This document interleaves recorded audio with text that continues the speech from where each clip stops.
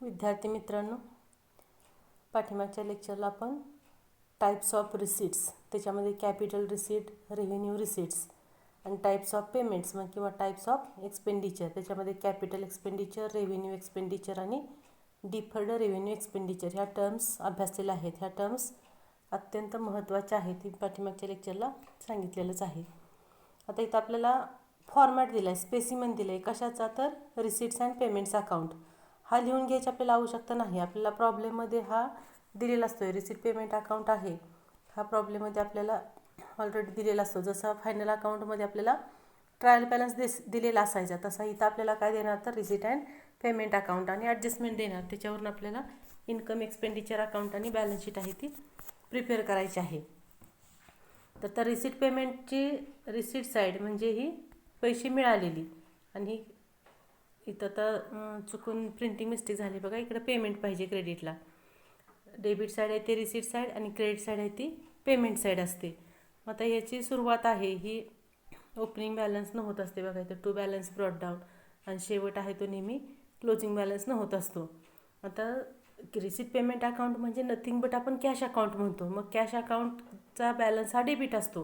म्हणजे इथं जर डेबिटला ब्रॉट डाऊन असेल तर ते cash in hand, cash at बँकचा बॅलन्स असतो.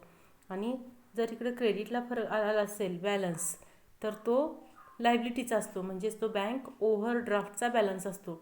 बघा इथं ब्रॅकेटमध्ये लिहिलं आहे बँक ओव्हरड्राफ्ट.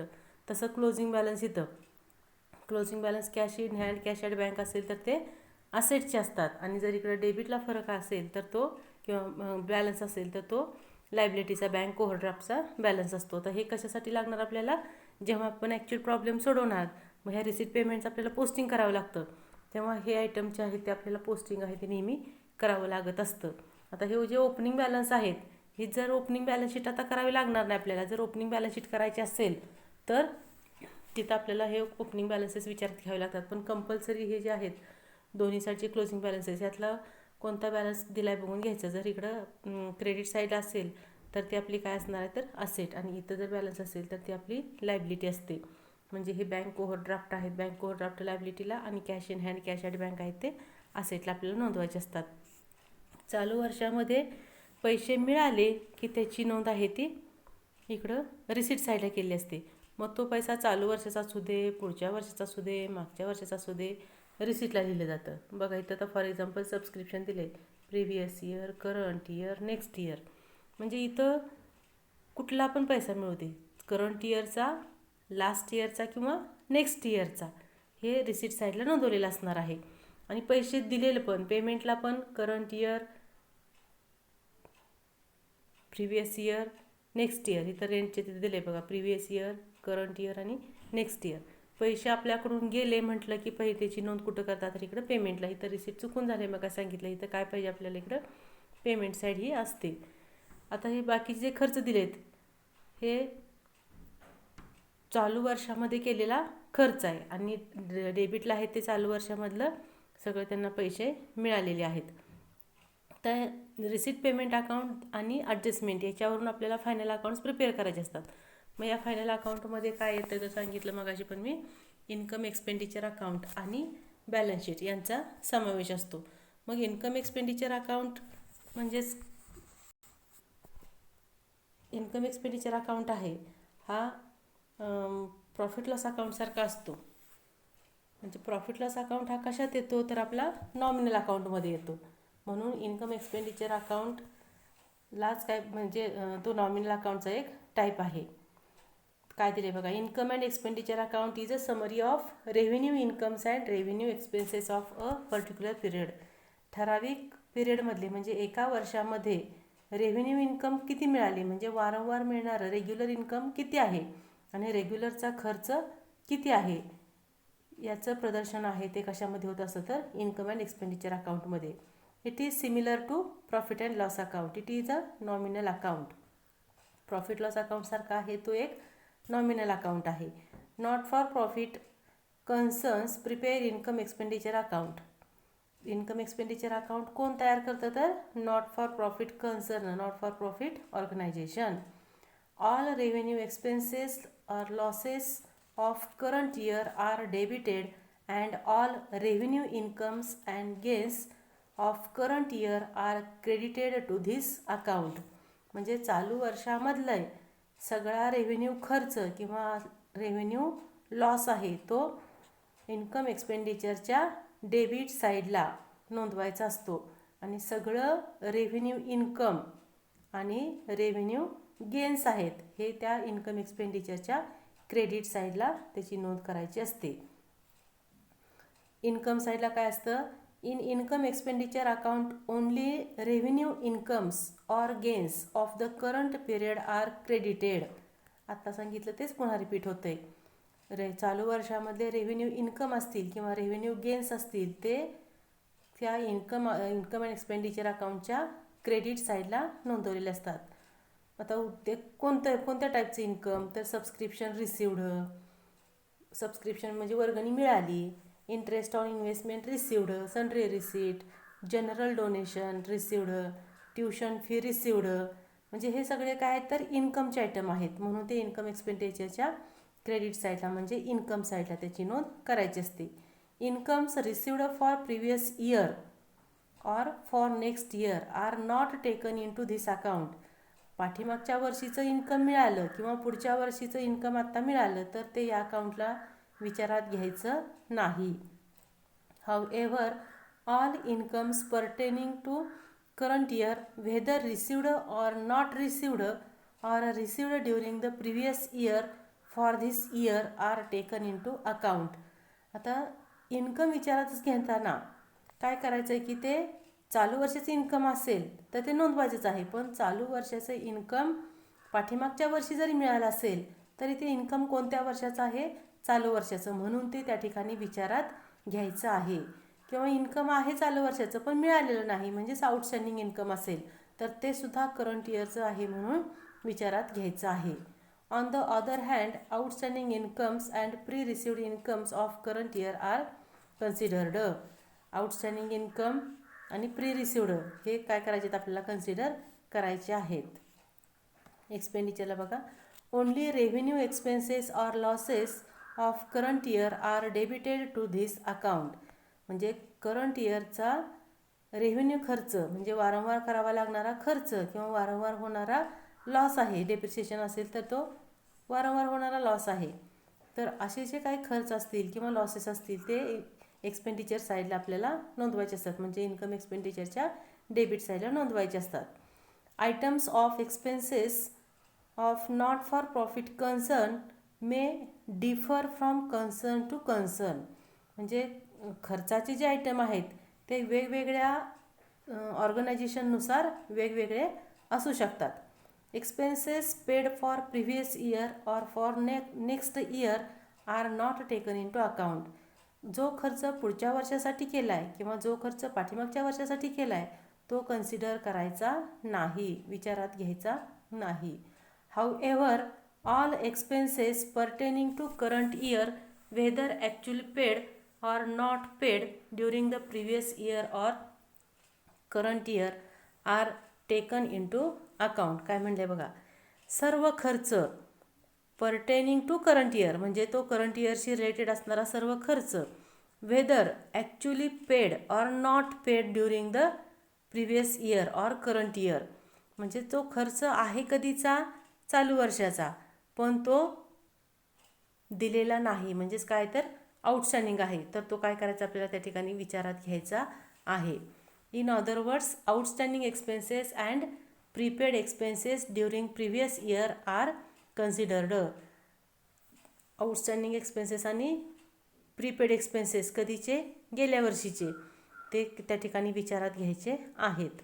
हा पार्ट तुमचा एक्झाम्पल घेताना अजून जास्त क्लिअर होईल. Income and expenditure account shows surplus or deficit of the concern. Income expenditure account आपण जेव्हा क्लोज करतो तेव्हा त्याचा बॅलन्स जर डेबिटला आला तर तो प्रॉफिट, पण प्रॉफिटच्या ऐवजी त्या ठिकाणी शब्द लिहायचा सरप्लस, आणि क्रेडिट साईडला फरक आला तर तो डेफिसिट म्हणजे आपला नेट लॉस असतो तसा इथं डेफिसिट हा शब्द वापरायचा आहे.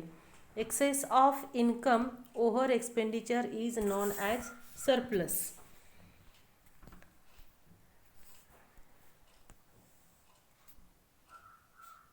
Excess of income over expenditure is known as surplus while excess of expenditure over income is known as deficit. ऑब्जेक्टिव्हसाठी महत्त्वाचं आहे. एक्सेस काय आहे, जादा काय आहे, इन्कम आहे. कशापेक्षा, खर्चापेक्षा. मग जास्त काय आपल्या इथं इन्कम आहे, तेव्हा आपला प्रॉफिट होतो. प्रॉफिट म्हणजे इथं सरप्लस होणार आहे.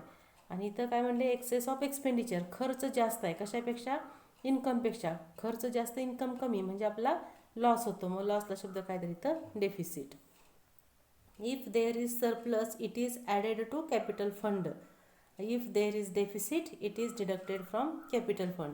जसं नेट प्रॉफिट असला की आपण कॅपिटलमध्ये ॲड करतो आणि नेट लॉस असला तर लेस करतो. तसं इथं काय, जर सरप्लस असेल तर कॅपिटल या शब्दाऐवजी कॅपिटल फंड हा वर्ड असणार आहे लायबिलिटीला. त्यामुळे सरप्लस असला तर कॅपिटल फंडमध्ये ॲड करायचा आणि डेफिसिट असेल तर कॅपिटल फंडमधून लेस करायचा. आता इथं फीचर्स दिलेत बघा. यातले पण आयटम आहेत ते ऑब्जेक्टिव्हसाठी आपल्याला महत्त्वाचे आहेत. इन्कम एक्सपेंडिचर अकाउंट हा काय आहे तर नॉमिनल अकाउंट आहे. त्यानंतर this account records only revenue expenses and income of current year only. म्हणजे ह्या अकाउंटला फक्त रेव्हेन्यू एक्सपेन्सेस आणि रेव्हेन्यू इन्कम ते पण कुठले, फक्त करंट इयर्सचेच रेकॉर्ड करायचे असतात. हा प्रॉफिट लॉस अकाउंटसारखा आहे, similar to. It is prepared to find surplus or deficit. मग सरप्लस म्हणजे काय तर excess of income over expenditure. आर झालं इथं पाहिजे काय तर ओव्हर एक्सपेंडिचर. आणि डेफिसिट म्हणजे काय तर excess of expenditure over income. हा पार्ट ब्रॅकेटमधला पण त्या ठिकाणी लक्षात घ्यायचा, कारण त्याच्यावर सुद्धा आपल्याला म्हणजे ऑब्जेक्टिव्ह येतात, किंवा जेव्हा आपण सरप्लस डेफिसिट हे लिहितो त्यावेळेला ब्रॅकेटमध्ये आपल्याला लिहावं लागणार आहे. त्यानंतर फीचर काय दिलं आहे, income and expenditure account is always accompanied with balance sheet. म्हणजे तो त्यावेळेला आपण काय प्रिपेअर करत असतो तर balance sheet. It has no opening balance. Receipt payment हा कॅश अकाउंटसारखा असल्यामुळे ओपनिंग बॅलन्स आणि क्लोजिंग बॅलन्स असतो, पण इन्कम एक्सपेंडिचरला ओपनिंग बॅलन्स क्लोजिंग बॅलन्स असं नाही. Surplus or deficit transferred to capital fund. Capital फंडमध्ये सरप्लस असला तर ॲड करायचा, डेफिसिट असेल तर लेस करायचा. त्यामुळे तो ट्रान्सफर कुठं करतात तर कॅपिटल फंडला. It records all cash items as well as non cash item. Cash item पण नोंद करतात आणि नॉन कॅश आयटम पण नोंदवले जातात. Which are related to current period. चालू वर्षाशी रिलेटेड असणारेच फक्त कॅश आणि नॉन कॅश आयटम नोंदवलेले असतात. तर फॉर एक्झाम्पल दिले, सॅलरी दिली, आउटस्टँडिंग सॅलरी आहे, बॅड डेट्स आहे, डेप्रिसिएशन आहे, हे सगळे आयटम त्या ठिकाणी रेकॉर्ड केलेले असतात. आता याच्यानंतर आपल्याला फॉर्मॅट येतोय बघा. हा फॉर्मॅट तुम्हाला वहीमध्ये लिहून काढायचा आहे. स्पेसिमन आहे इन्कम अँड एक्सपेंडिचरचा. हा व्यवस्थित इथं बघायचा आणि आहे असा फॉर्मॅट वहीमध्ये लिहून काढा. त्यानंतर फरक दिला आहे आपल्याला. रिसिप्ट पेमेंट अकाउंट आणि इन्कम एक्सपेंडिचर अकाउंटमधला डिफरन्स दिला आहे. आता जे आपण अभ्यासत होतो आत्ता त्याच्यानुसारच दिलेला आहे. हा फरक आपल्याला विचारत नाहीत, तरी पण बघा. आता टाईप काय आहे तर टाईप ऑफ अकाउंट म्हटले. रिसिप्ट पेमेंट हे रिअल अकाउंट आहे, इन्कम एक्सपेंडिचर हे नॉमिनल अकाउंट आहे. त्याचं नेचर कसं आहे तर रिसिप्ट पेमेंट कशासारखं आहे, कॅशबुकसारखं, आणि इन्कम एक्सपेंडिचर कशासारखं आहे तर प्रॉफिट लॉस अकाउंटसारखा. ऑब्जेक्ट तयार का केला जातो तर रिसिप्ट पेमेंट अकाउंट आहे तो काय प्रेझेंट करतो, समरी ऑफ कॅश ट्रान्झॅक्शन. रोखीचे झालेल्या व्यवहाराची समरी रूपाने तो त्या ठिकाणी प्रेझेंटेशन करत असतो. आणि इन्कम एक्सपेंडिचर अकाउंट कशासाठी तर to ascertain the net results of income and expenditure transactions. म्हणजे सगळे खर्चाचे, इन्कमचे जे आयटम असतील त्याच्यावरून नेट रिझल्ट्स शो करण्यासाठी इन्कम एक्सपेंडिचर अकाउंट तयार केला जातो. ओपनिंग बॅलन्स कुठं असतो, फक्त रिसिप्ट पेमेंटला. Starts with opening cash balance or bank balance किंवा बँक ओव्हरड्राफ्ट. डेबिटला असेल तर बँक ऑर कॅश बॅलन्स आणि क्रेडिटला असेल तर तो बँक ओव्हरड्राफ्टचा बॅलन्स असतो. पण इन्कम एक्सपेंडिचरला ओपनिंग बॅलन्स असत नाही. रिसिप्ट पेमेंटला क्लोजिंग बॅलन्स असणार आहे. कॅश इन हँड असेल, कॅश ॲट बँक असेल किंवा ओव्हरड्राफ्ट असेल. आणि इकडं क्लोजिंग बॅलन्स म्हणजे काय असतो, एक तर तो सरप्लस किंवा डेफिसिट हा असलेला दिसतो. ओपनिंग क्लोजिंग कॅश बॅलन्स तसं नाही. त्यानंतर रिसीट पेमेंट काय म्हटले, all receipts and payments during current year are recorded in this account. सगळे रिसीट्स आणि पेमेंट्स चालू वर्षामध्ये मिळालेले, मग ते रेव्हेन्यू असू दे किंवा कॅपिटल असू दे, हे त्या ठिकाणी नोंदवलेच जातात. पण इन्कम एक्सपेंडिचरला फक्त ओनली रेव्हेन्यू रिसीट्स आणि revenue expenses related to current year, current period तेवढंच फक्त त्या ठिकाणी रेकॉर्ड केलं जातं. त्यानंतरचा फरक दिला आहे नॉन कॅश आयटम. आता रिसीट पेमेंटला फक्त रोखीचे व्यवहार नोंदवतात, त्यामुळे इथं not recorded. Non cash item receipt पेमेंटला नोंदवत नाहीत. पण इकडं इन्कम एक्सपेंडिचरला नॉन कॅश आयटम नोंदवले जातात. म्हणजे नॉन कॅश म्हणजे जिथं पैशाची देवघेव होत नाही. मग बॅड डेट्स असेल, डेप्रिशिएशन असेल, आउटस्टँडिंग एक्सपेन्सेस आहेत, हे काय आहे तर नॉन कॅश आयटम आहेत. याची नोंद ही इन्कम एक्सपेंडिचरला केली जाते. त्यानंतर दिलं आहे all accounts, all transactions related to personal, real आणि नॉमिनल हे त्या रिसीट पेमेंटला नोंदवलं जातं. पण इन्कम एक्सपेंडिचरला फक्त नॉमिनल अकाउंटची नोंद आहे ती केली जाते. आता पिरियड दिला आहे पुढचा point. It includes amount received or amount paid for the period like current year, previous or next year. म्हणजेच चालू वर्षाचा असू दे, पाठीमागच्या वर्षाचा असू दे किंवा नेक्स्ट इयरचा असू दे, चालू वर्षात पैसे मिळाले म्हटलं की ते कुठे लिहिले जातात तर रिसीट साईडला किंवा रिसीट पेमेंटला तिथं नोंदवलेले असतात. आणि इन्कम एक्सपेंडिचरला कसं फक्त करंट इयर्सची. In this account amount related to current year only are included. फक्त चालू वर्षाच्याच त्या ठिकाणी नोंदी केल्या जातात. त्यानंतरचा पॉईंट आहे balance sheet. It need not be necessary accompanied by balance sheet. म्हणजे ते बॅलन्स शीटसोबत असणं गरजेचं, बॅलन्स शीट असणं गरजेचं नाही. आणि it is always accompanied by balance sheet. याच्यासोबत नेहमी बॅलन्स शीट ही असते. अशा प्रकारे आपल्याला इथं दोन्हीमधला फरक झालेला आहे. आता इथे एक ॲडजस्टमेंट दिलेली आहे तुम्हाला. ती ॲडजस्टमेंट मी जेव्हा सगळ्या ॲडजस्टमेंट घेणार त्याच्यामध्ये मी ती ॲडजस्टमेंट घेते. पुढं दिलं आहे आपल्याला कॅपिटल फंड सांगितलं आहे. Capital fund is shown on the liability side of balance sheet of not for profit concern. म्हणजे NPOमध्ये कॅपिटल फंड हे लायबिलिटीला दाखवलेले असतात. हा कसा तयार केला जातो हे पण दिले बघा. Capital fund is created from capital incomes and by capitalising surplus. म्हणजे कॅपिटल इन्कम असेल, कॅपिटल इन्कम म्हणजे सांगितले जो इन्कम वारंवार मिळत नाही ते म्हणजे कॅपिटल इन्कम. आणि सरप्लस म्हणजे झालेला नफा असतो. ह्याचा सगळ्यांचा मिळून कॅपिटल फंड हा तयार होत असतो. Net surplus added in capital fund and deficit deducted from capital fund. म्हणजे सरप्लस म्हणजेच प्रॉफिट झाला तर कॅपिटल फंडमध्ये ॲड करायचा आणि लॉस झाला तर कॅपिटल फंडमधून लेस करायचा. पुढं आता इथं आपल्याला बॅलन्स शीटचा फॉर्मॅट आहे. हा पण स्पेसिमेन जो आहे तो आपल्याला वहीमध्ये लिहून काढायचा आहे. बघा कशाचे फॉर्मॅट लिहायचे ते व्यवस्थित घ्या. इन्कम एक्सपेंडिचर अकाउंट आणि बॅलन्स शीट हे फॉर्मॅट वहीत लिहायचे. रिसीट अँड पेमेंटचा फॉर्मॅट वहीत लिहून काढायचा नाही. याच्यानंतर मी तुम्हाला आता ॲडजस्टमेंट चालू होते, त्या ॲडजस्टमेंट मी तुम्हाला लिहून व्यवस्थित त्याचे दोन इफेक्ट कुठे येणार हे लिहून आपण त्याचा पार्ट अभ्यास करूया.